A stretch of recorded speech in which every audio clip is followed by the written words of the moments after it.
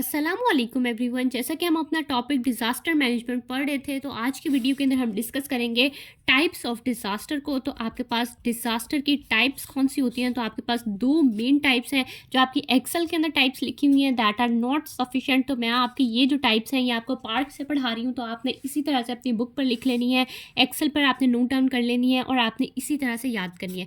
तो आपके पास टाइप्स जो हैं वो दो तरह की हैं। एक आपके पास नेचुरल होती हैं, आपके पास नेचुरल डिज़ास्टर हैं, और एक आपके पास मैन मेड डिज़ास्टर्स हैं।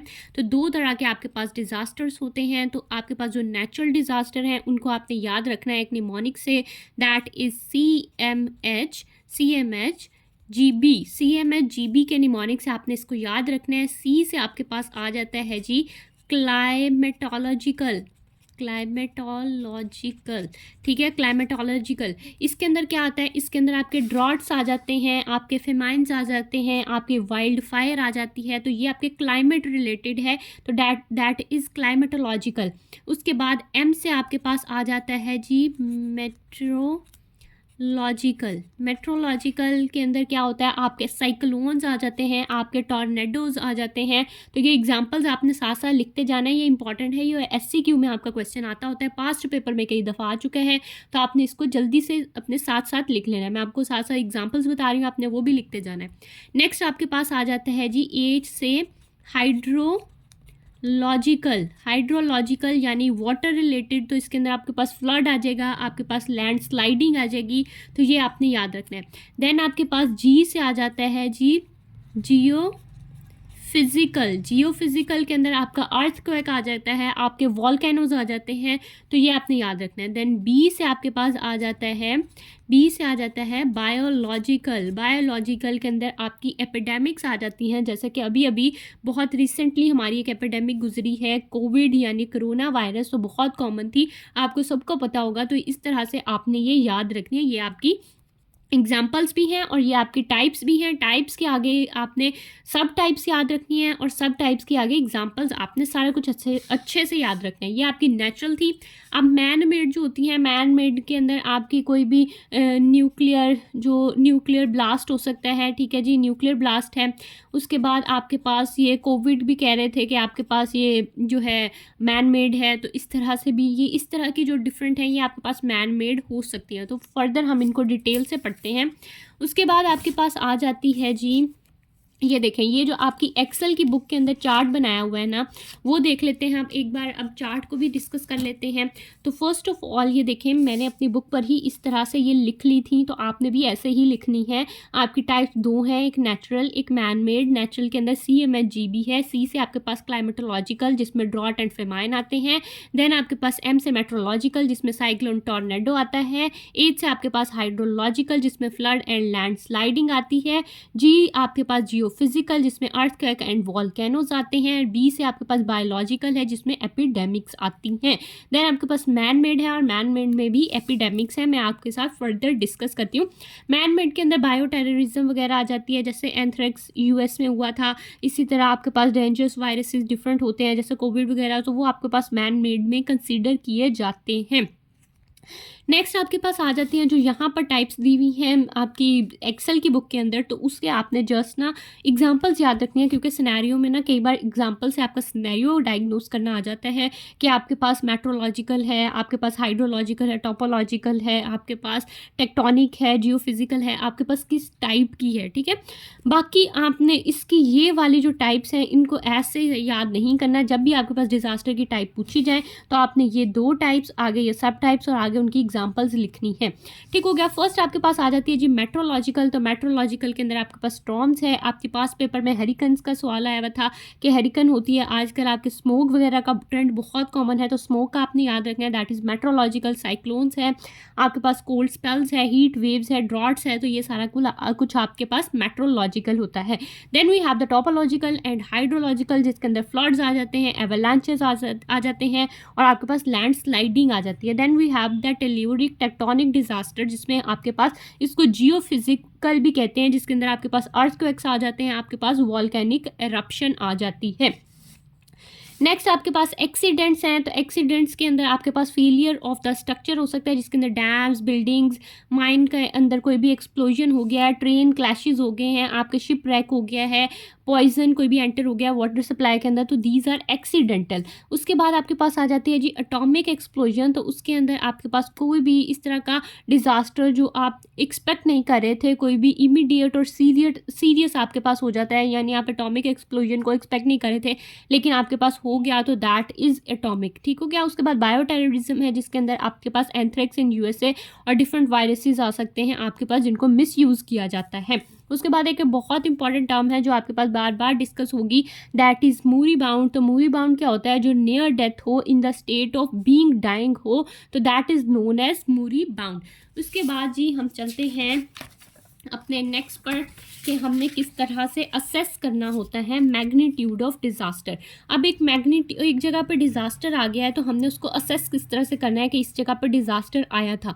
ठीक हो गया। तो आपने असेस करना है कि कितने ह्यूमन और लिविंग लाइफ जो है, एनिमल्स जो है वो लॉस हुए हैं, तो उस हिसाब से आपने उसको असेस करना है कि इतनी इसकी सिवियरिटी थी।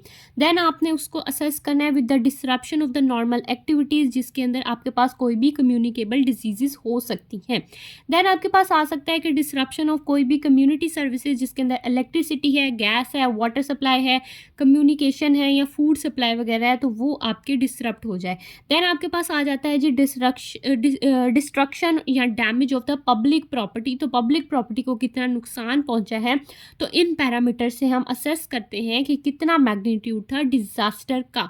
उसके बाद आपके पास आ जाता है मोरिबिडिटी रिजल्टिंग फ्रॉम द डिज़ास्टर। तो उसके अंदर हमने 4 टाइप्स हैं, जिसके अंदर इंजरीज आ जाती हैं, आपके पास इमोशनल स्ट्रेस आ जाती है, एपिडेमिक आ जाती है, या आपके पास इंडिजीनस डिजीज़ जो हैं वो ज़्यादा बढ़ने लग जाती हैं। तो ये आपके पास 4 इंपॉर्टेंट पॉइंट्स थे।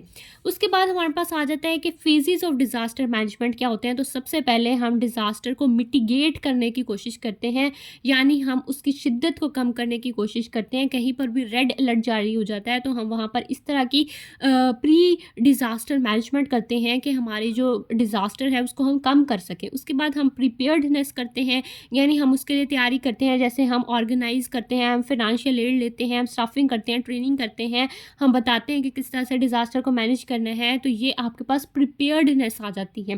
देन आपके पास आ जाता है कि डिज़ास्टर अब आ गया है, तो उसके अंदर हमने किस तरह का रिस्पॉन्स देना है, हमने रेस्क्यू करना है, हमने रिसर्च करनी है, हमने लोगों को फर्स्ट एड प्रोवाइड करनी है, हमने किस तरह से ट्राइएज का नॉलेज रखना है, हमने किस तरह से ट्रांसपोर्ट करना है, किस तरह से कैजुअलिटीज़ को हमने मॉर्चरी में लेके जाना है। तो ये सारा नॉलेज हम डिस्कस करते हैं अपने ड्यूरिंग डिज़ास्टर मैनेजमेंट के अंदर।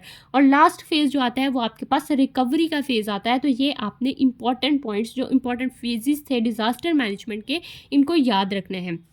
Next we come to the disaster management के स्टेप्स के अंदर। तो एक बहुत इंपॉर्टेंट जो आपकी डायग्राम है, जो आपकी एक्सेल में नहीं बनी हुई लेकिन आपकी पार्क के अंदर ज़रूर बनी हुई है, तो उसको मैं आपके साथ डिस्कस कर लेती हूँ। उसके अंदर क्या है जी, सबसे पहले आपके पास आ जाता है, इन्हीं स्टेप्स को उन्होंने डायग्राम में फ्लो चार्ट में आपको बना कर दे दिया। तो आपके पास सबसे पहले आ गई है जी मिटिगेशन। आपने डिज़ास्टर की मिटिगेशन करने की कोशिश की, ये पॉइंट 1 है।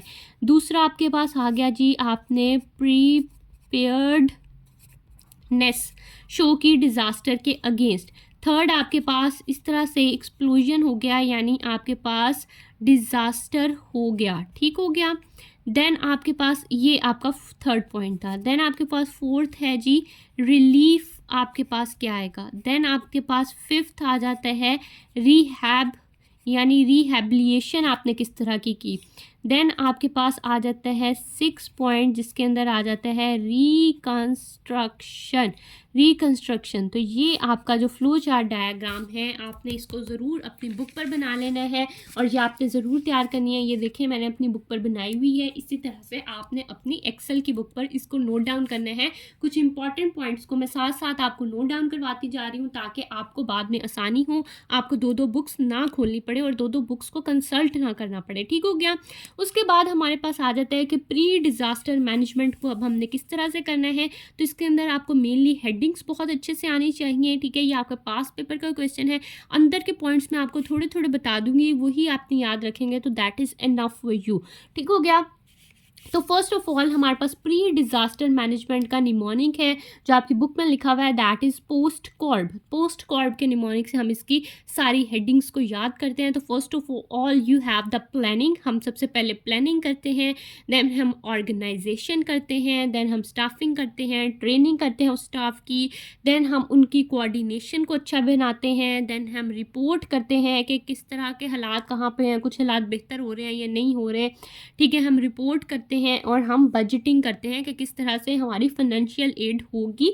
ये हमारी सारी प्री डिज़ास्टर मैनेजमेंट है।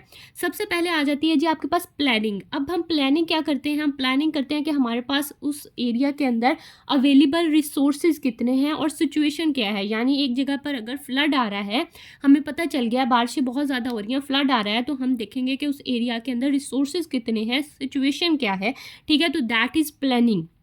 उसके बाद हम देखेंगे कि हमारे ऑब्जेक्टिव्स क्या हैं।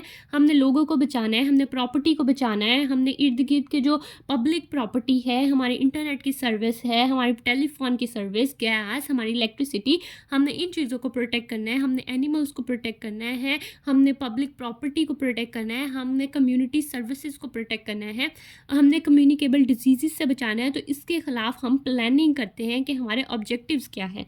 देन हम उसके अगेंस्ट पॉलिसी बनाते हैं कि अब हमें ये काम करना पड़ेंगे, तो उससे हम अपनी चीज़ों को प्रोटेक्ट कर सकते हैं। यानी हमें लोगों को वहाँ से निकालना पड़ेगा जहाँ पर रेड अलर्ट जारी हुआ है, हम पहले ही इलेक्ट्रिसिटी और अपनी जो सुई गैस का कनेक्शन है उसको पीछे से बंद कर देंगे उस एरिया के अंदर, ताकि वहाँ पर इलेक्ट्रिक शॉक वगैरह ना हो।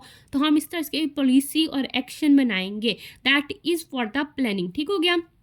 अब डिज़ास्टर प्लानिंग के अंदर क्या होता है, आपकी रेगुलेशन बहुत ज़रूरी है, आपकी इंफॉर्मेशन एरिया और पॉपुलेशन के अंदर बहुत ज़रूरी है, उसकी कम्युनिकेशन बहुत ज़रूरी है, ठीक है। फिर हमें उसको देखना है कि हमारी क्वांटिटी और क्वालिटी कैसी चल रही है, अवेलेबल और पॉसिबल रिसोर्सेज क्या हैं, हमारी हेल्थ सर्विसेज क्या हैं, नॉर्मल कैपेसिटी क्या है, इमरजेंसी के अंदर हमारी कितनी कैपेसिटी होगी। तो ये सारी चीज़ें हमें नोट करना पड़ती हैं फॉर द प्लानिंग। उसके बाद आ जाता है जी हमारे पास ऑर्गेनाइजेशन। तो ऑर्गेनाइजेशन के अंदर क्या करते हैं हम स्टाफ को ऑर्गेनाइज करते हैं, हम देखते हैं कि हमारे पास कितना स्टाफ अवेलेबल है और हम उनको किस तरह से ऑर्गेनाइज कर सकते हैं। हम उनकी जॉब को डिस्क्राइब करते हैं, हम एक जॉब के लिए दो दो लोगों को एलोकेट करते हैं, ठीक है, हम दो लोगों को एलोकेट करते हैं, हम उनकी जॉब की डिस्क्रिप्शन करते हैं, हम कम्युनिकेशन हाईएस्ट और लोएस्ट लेवल के दरमियान में उसको ऑर्गेनाइज करते हैं, ठीक है। हम कम्युनिकेशन जो होती है वो बहुत इंपॉर्टेंट होती है फॉर द डिज़ास्टर मैनेजमेंट, तो हम कम्युनिकेशन को बेहतर बनाते हैं इन द ऑर्गेनाइजेशन। उसके बाद आ जाता है जी हमारे पास स्टाफिंग। तो हम स्टाफिंग करते हैं, कोई भी ट्रेंड स्टाफ, जैसे कि कहीं भी आग लगी है तो हम फायर आर्म वाले जो फायरमैन होते हैं उनको ऑथराइज़ करते हैं, उनको एलोकेट करते हैं। इस तरह के जो मैनेजमेंट वाले लोग होते हैं हम उनको एलोकेट करते हैं इन द स्टाफ। फिर हम एक काम जो है वो दो लोगों को देते हैं। फिर हम देखते हैं कि एक जगह पर कितने लोगों की ज़रूरत है, जैसे एक कोई जगह बड़ी है तो वहाँ पर ज़्यादा स्टाफ ले जाने की ज़रूरत है, अगर कोई छोटी जगह है तो वहाँ पर कम स्टाफ ले जाने की जगह है। उसके बाद हम एमरजेंसी स्टाफ भी अवेलेबल रखते हैं कि अगर कहीं हमें लग रहा था कि इतना ज़्यादा फ्लड नहीं आएगा, बहुत कम सा आएगा, लेकिन वहाँ अचानक ही बहुत ज़्यादा आ गया, या आपके पास अचानक आपके पास अर्थक्वेक आ गया, तो हम एमरजेंसी स्टाफ भी रखते हैं। तो ये हमारे पास आती है जी स्टाफिंग के अंदर। नेक्स्ट में आपके पास आपने स्टाफ सेलेक्ट कर लिया, तो नेक्स्ट जो स्टेप होगा स्टाफ का, दैट इज़ ट्रेनिंग। अब आपने उस स्टाफ की ट्रेनिंग करनी है। ट्रेनिंग के अंदर क्या आ जाता है, हमने उनको बताना है कि हमारे ऑब्जेक्टिव्स क्या हैं, हमने उनको समझाना है कि हमने डिज़ास्टर से किस तरह से उसकी मैनेजमेंट करनी है, हमारे ऑब्जेक्टिव्स क्या हैं, हमारे मेन पर्पज़ क्या है, हमारे गोल्स क्या हैं। फिर हमने उन्हें कमांड देनी है और उन्हें बताना है कि किस तरह से हमने स्ट्रक्चर को कंट्रोल करना है। हमने उनको बताना है कि उनकी कितनी अथॉरिटी और रिस्पॉन्सिबिलिटी है। फिर हमने लाइन ऑफ कम्युनिकेशन और उनकी ड्यूटीज़ पे उनको बाउंड करना है। हमने उनको बताना है कि किस तरह से आपने रिसोर्सेज का इस्तेमाल करना है, किस तरह से आपने डिटेल्स, ऑपरेशनल डिटेल्स को लेकर चलना है। तो ये सारी ट्रेनिंग हम उस स्टाफ की करते हैं अकॉर्डिंगली। उसके बाद स्टाफ की ट्रेनिंग के बाद आपके पास आ जाती है जी कोऑर्डिनेशन। तो coordination is one of the most important step जो आपके पास बहुत ज़रूरी है डिज़ास्टर मैनेजमेंट के अंदर, तो फिर हम कोऑर्डिनेशन करते हैं वर्कर्स के दरमियान में, हम ट्रेंड करते हैं उनको टुगेदर ताकि कोऑर्डिनेशन बरकरार रहे। नेक्स्ट आपके पास आ जाता है जी रिपोर्टिंग। तो रिपोर्टिंग के अंदर हम क्या करते हैं, उनको बताते हैं कि आपने कोई भी डिज़ास्टर आ गया, अब आपने किस तरह से उसको एवेल्युएट करना है, चेंजेस को, आपके फ्यूचर प्लान्स क्या होने चाहिए, ये सारी इंपॉर्टेंट बातें हम उन्हें बताते हैं। देन आ गया जी आपके पास बजटिंग। तो फिर हम देखते हैं कि हमारे पास उस काम के लिए कितने फ़ंड की ज़रूरत है और हमें कितने एक्सटर्नल फ़ंड की ज़रूरत है। तो हम नेशनल और इंटरनेशनल लेवल पर फ़ंड को इकट्ठा करते हैं ताकि हम अपने जो हमारा प्रोसीजर है, जो हमारी प्रिपेयर्डनेस है फॉर द डिज़ास्टर, तो उसको बेहतर तरीके से लेके चल सकें, उसको बेहतर तरीके से ऑर्गेनाइज़ कर सकें। तो हम अपने बजट को भी देखते हैं और अपने रिसोर्सेज़ को भी देखते हैं। ठीक हो गया, बाकी का मैं आपके साथ नेक्स्ट वीडियो के अंदर डिस्कस करती हूँ।